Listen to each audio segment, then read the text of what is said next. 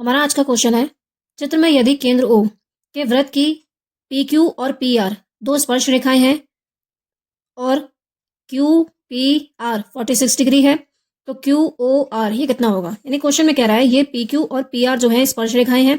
हमें पता है किसी बाह्य बिंदु से अगर किसी वृत्त पर दो स्पर्श रेखा खींची गई है तो वो दोनों आपस में बराबर होंगी और त्रिज्या स्पर्श रेखा पर क्या होती है, लंब होती है।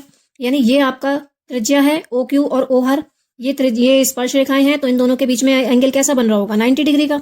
ये एंगल आपको 46 दे रखा है, तो ये एंगल जो QOR है ये कितना होगा। किसी चतुर्भुज के चारों कोणों का योग कितना होता है, 360, उससे हम निकाल देंगे। एक और दूसरा तरीका क्या है, इन दोनों का प्लस एंगल P और एंगल QOR इन दोनों का सम होगा 180 डिग्री।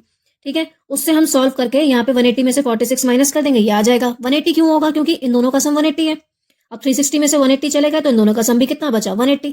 ठीक है, देखिए इसको क्या करेंगे, यहां लिखेंगे angle P plus angle Q plus angle O plus angle R, इनका सम कितना हो जाएगा 360 डिग्री, क्योंकि चतुर्भुज के चारों कोणों का योग 360 होता है। P एंगल आपको दे रखा है 46 डिग्री, Q समकोण है 90 डिग्री, O आपको फाइंड करना है, R भी क्या है 90 डिग्री। ठीक है, अब 90 90 तो 180 हो गया, 180 और 46 कितना हो गया 226। अब एंगल O कैसे निकालेंगे, 360 में से आप 226 माइनस कर दो। 10 में 6 गया 4, 5 में 3 गया, 5 में 2 गया 3 और 3 में 2 गया 1, तो ये एंगल आपका कितना आ गया 134 डिग्री। यानी कि आपका ये वाला ऑप्शन सही है। आई होप क्वेश्चन आपको समझ में आ गया होगा।